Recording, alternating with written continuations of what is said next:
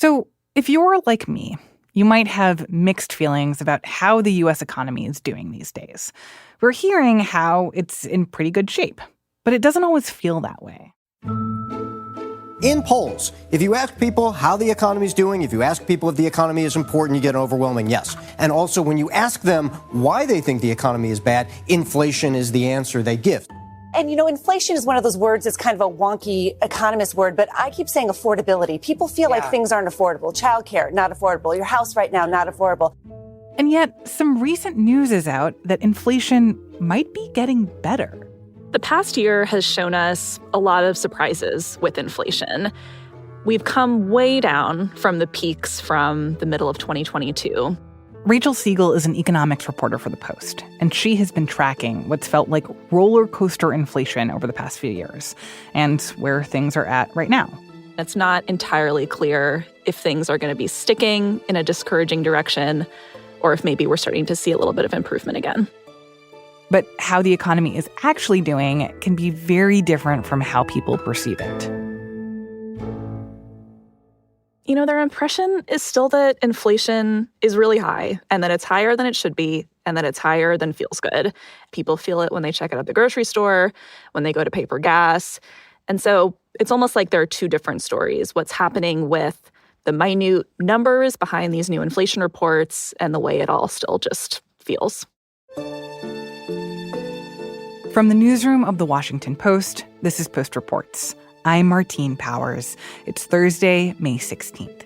Today, Rachel will break down what is happening with the U.S. economy, particularly when it comes to inflation, and how the public's perception versus reality also plays into President Biden's hopes for re-election.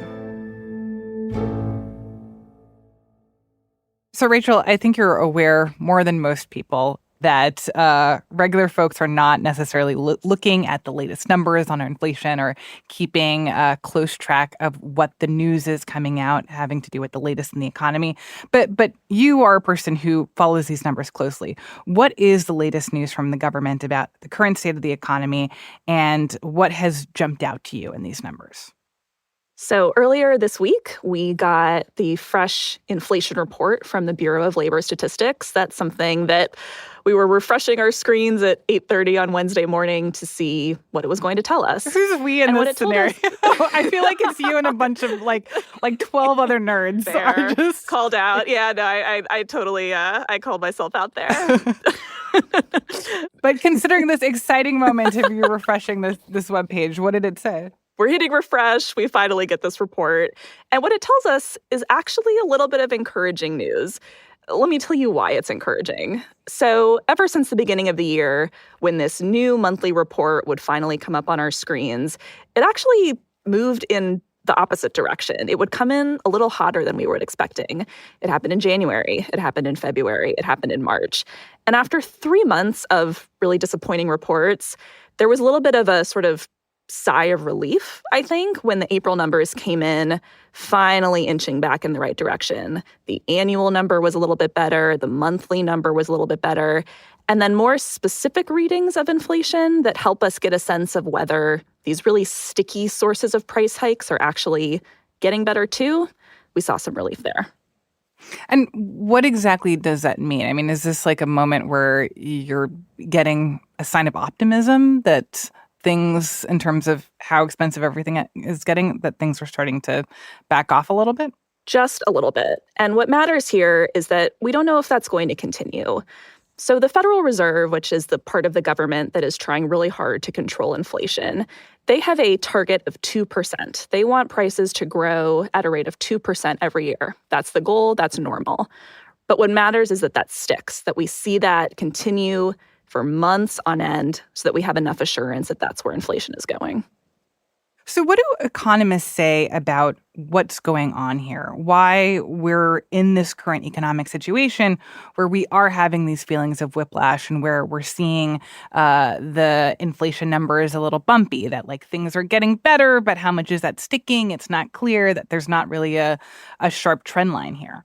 So we're really holding a bunch of things at the same time.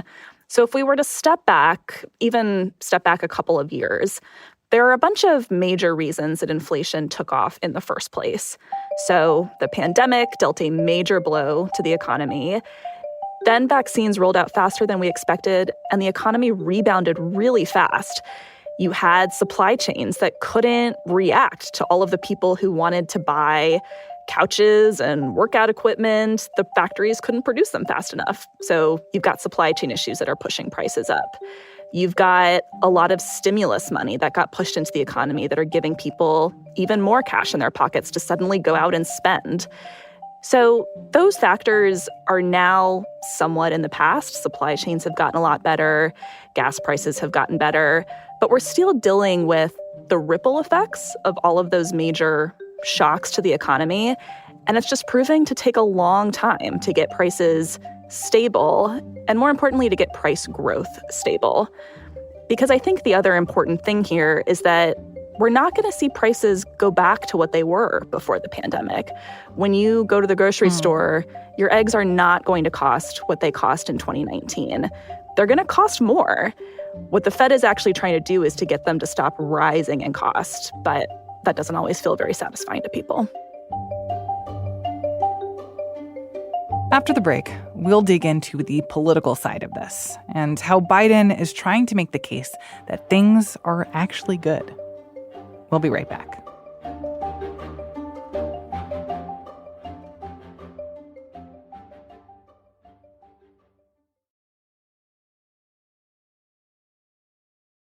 I want to turn to talking about the 2024 election and how the economy is playing a role in this election. Because, as you've pointed out, part of this is about the numbers and how the economy is actually doing, like dependent on the different metrics that different economists and the nerds like you are looking at. But a lot of this is also just about how people are feeling about the economy. And I think that there are a lot of people who also go to their grocery store and feel the way that I feel. Can you talk a little bit about that, like the impressions that people are having about what the state of the economy is right now? Yeah. I mean, the economy is a very emotional thing. Yes, it's the metrics that we, aggressively look into when they're released. And yes, it's big sweeping numbers like growth and jobs. But it's also the way people feel when they are shopping for the things they want or thinking about whether they can afford the things that they want. And right now, there's just this sense that the economy doesn't allow people to feel that way, that inflation has proven to be so pervasive and heavy in people's lives, especially given what's happened over the last few years, that people just don't like it. It doesn't make people feel that the other parts of the economy are actually doing very well. And that is something that we really see come through when voters describe how they're thinking about November. It's a big issue for President Biden. He's really trying to tout the signs of strength, the ways that the economy has actually rebounded incredibly forcefully from the pandemic. But it's sort of hard to say to someone, well, actually, the economy is doing a lot better. You just don't feel it, but let me explain to you why it's good. That's not the message that people want to hear. But that's the thing, like that is what is happening, right? Like President Biden is going out there making the case that the economy is great, even though it feels like no regular person actually feels that way right now. Yeah, no, I mean, he's trying to play up jobs numbers. We've seen the economy grow a really incredible number of jobs month after month after month. Growth is really strong, and even inflation has come way down. And he talked to Yahoo Finance this week about how he's thinking about all this. But the fact is that I think people are just uncertain. And that's why we got to be steady, stay the course, and continue to produce these incredible jobs. And by the way, the pay for the jobs are outpacing the inflation rate they're paying. We're going to be able to deal with this. It's going to take a little more time, but we're just focused on it. Biden points to things that his administration has done that he feels like can tangibly get at those high costs. He talks about ways to tackle housing costs and lower prescription drug costs and get corporations not to hike prices of their own volition. He's got a very different set of tools at his disposal than the Federal Reserve does. The Fed can only move interest rates up or down. Biden's argument is that he has tried to target the specific things that strain people's own wallets, and he feels like that should win votes for him in November. And isn't it the case that in some scenarios, Biden is using numbers that aren't quite accurate or don't quite fully depict the reality of what's been happening, since the beginning of his presidency? I mean, one of the tricky things, and I think that this is a question for any politicians on any campaign trail, is that numbers can often be used to look different ways, right? And the economy that has reemerged from the pandemic is not a normal one. By some measures, it's incredibly strong, and it's remarkable how strong it has remained. But, it's not normal that all of a sudden the economy gains back millions and millions of jobs, because normally it's not losing millions and millions of jobs as quickly as it did during the pandemic. So there are really a lot of ways in which the rebound has been tremendous. It can be credited to the enormous stimulus that was pumped through to the economy, but that stimulus also helped push inflation up. So I think that there are ways that Biden and former President Trump are really trying to use the economy and the way people feel about it to leverage votes in November. Mm-hmm. So what do you think it would take to make people feel better about the economy? Like, is it really just all about the eggs? Like, if we just lower the price of the eggs, everyone would be like, we're great, we're happy. Obviously, gas feels like another big one. Like, if gas prices just came down, that people would be like, oh, things are magical. But like, what is it? What are what would be the scenario where people would be able to look around and actually feel like, okay, I do feel good about the economy right now? Yeah. I mean, it is the case that basics are often a telling metric for how people are feeling. When gas prices are high, when grocery prices are high, those tend to be the things that really sting.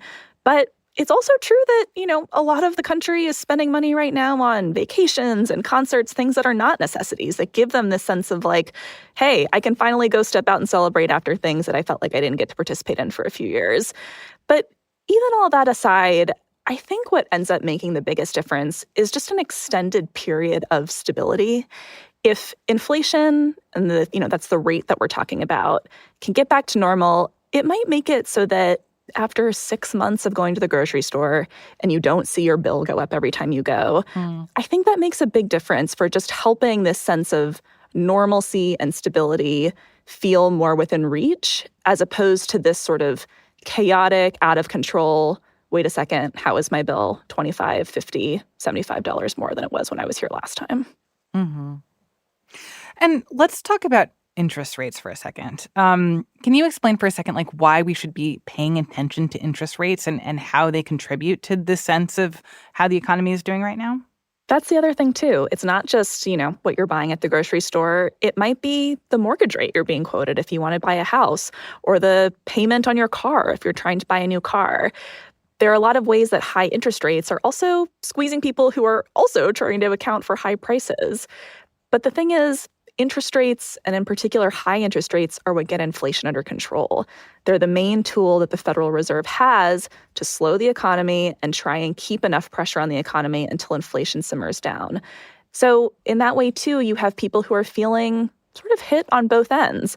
They're feeling high prices, and yet they're also being told that, wait a second, that high interest rate is supposed to help the high prices, but I'm still feeling the high prices and I'm paying a higher interest rate. It's just a lot at once, and I don't think it squares with people's sense of a normal, strong, healthy economy. And where are interest rates right now? I mean, I think for the last few months have been like hearing about these record high interest rates that make it feel impossible for anyone to, as you said, try to buy a house right now or try to buy a car without like half of your payment going to interest rates. Like, have those started to come down, or are they still at these peak levels? Nope, they are still high. So the Federal Reserve's benchmark interest rate is at the highest level in 23 years. The Fed has said that it isn't looking to raise them further right now. They're not seeing signs that they have to push them even higher. But there's a lot of pressure that stays on the economy just by keeping those rates there, by keeping them at such steep levels. And because inflation has proven a little unpredictable, a little bumpier since the start of the year, they're not rushing to lower them. The Fed doesn't have enough confidence yet that even with all of the work that it has done to keep that pressure on the economy, that they've made enough headway to know that they can start to take their foot off the brake. So the truth is, we don't exactly know when they're going to lower interest rates, how much they'll be able to lower them by. We're looking at maybe a cut or two sometime later this year, but it all depends on what's happening with inflation, and the news just hasn't been good enough yet. I think that's really frustrating for people to hear because you said at the beginning, we got this like kind of maybe good news about inflation this week. And so couldn't that just translate into some kind of good news about now interest rates coming down? But what you're saying is that it's not that interest rates won't be responding that quickly, or that the Federal Reserve doesn't feel like it's time yet to like let people get a loan a little bit easier. Yeah, I mean, the Fed has gotten inflation wrong before. It has reacted too quickly or often too slowly, thinking that the signals that they're getting from an inflation report are telling them something, and then a few months go by and what's actually happening is quite different. So the Fed has been very clear. They don't react to one report. They need months of reports in order to really solidify a sense of what is happening. And for now, if we got a couple months worth of disappointing reports at the beginning of the year, they're going to need enough good reports to outnumber those bad reports. Maybe April is the first one on that list, but it's just way too soon to know. So, Rachel, come this time next month when you are sitting at your laptop, frantically refreshing with all of your cool friends, all my friends. at 8:30 in the morning, looking to see the numbers that are coming out about how this month went in the economy.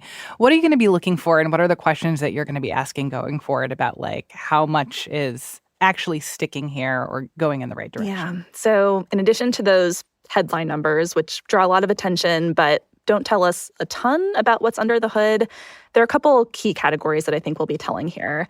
One is housing. So housing makes up a really large share of this inflation metric that we check every month.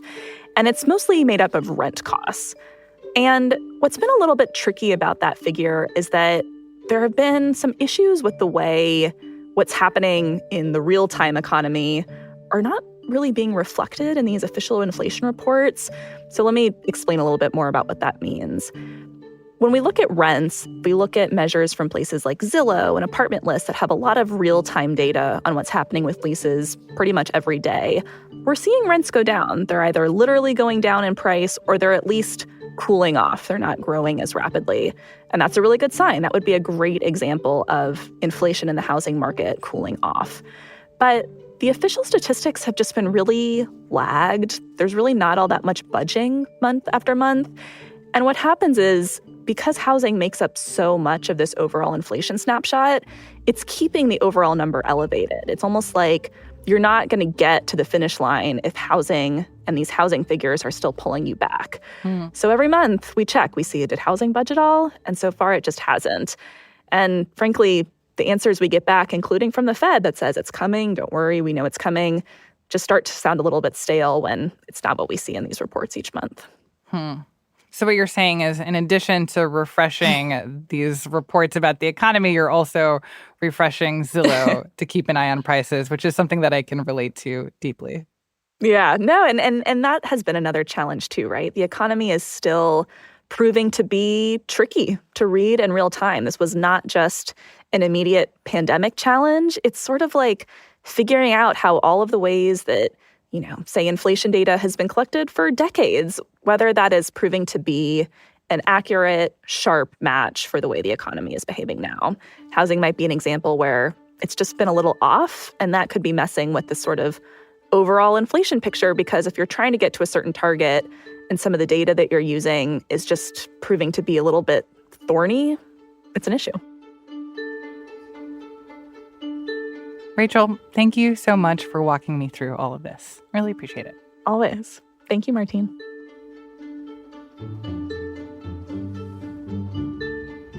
Rachel Siegel is an economics reporter for The Post. Before we wrap, we've got some news from Europe. Slovakia's Prime Minister Robert Fico remains in grave condition Thursday after he was shot several times in what officials describe as a politically motivated assassination attempt. This attack has shaken Slovakia, and it spotlighted deep political divisions in the country. Fico is a highly polarizing figure in Slovakian politics who is on his fourth stint as prime minister. According to the country's interior minister, the suspect is believed to have carried out this attack because of anger over the results of the recent presidential election. The suspect has been charged with attempted murder. Officials say the prime minister is in serious but stable condition. And we've also got much lighter news from the UK. No, I do not mean the new season of Bridgerton, though I am absolutely watching that tonight. What I can't stop thinking about, however, is the new portrait of King Charles, unveiled at Buckingham Palace this week. If you haven't seen it, it's very moody, very impressionistic, and very red. Our art critic Sebastian Smee wrote a review of this portrait, and he really didn't like it. He actually called it, quote, confused, obsequious, oversized, and unaccountably frightening. Of course, that is just one person's perspective. But if you want to check out a photo of the portrait and read Sebastian's red hot take, we'll put a link to that in our show notes and at postreports.com. That is it for today's episode of Post Reports. Thank you so much for listening. Today's show is produced by Ariel Plotnick with help from Peter Bresnan. It was mixed by Sean Carter and edited by Monica Campbell. If you are looking for the latest updates on the big news of the day, check out our morning news briefing, The 7. We bring you through the 7 stories that you need to know about every weekday morning by 7 a.m. You can listen to it wherever you listen to podcasts or subscribe in Apple Podcasts by following the link in our show notes. I'm Martine Powers. We'll be back tomorrow with more stories from the Washington Post.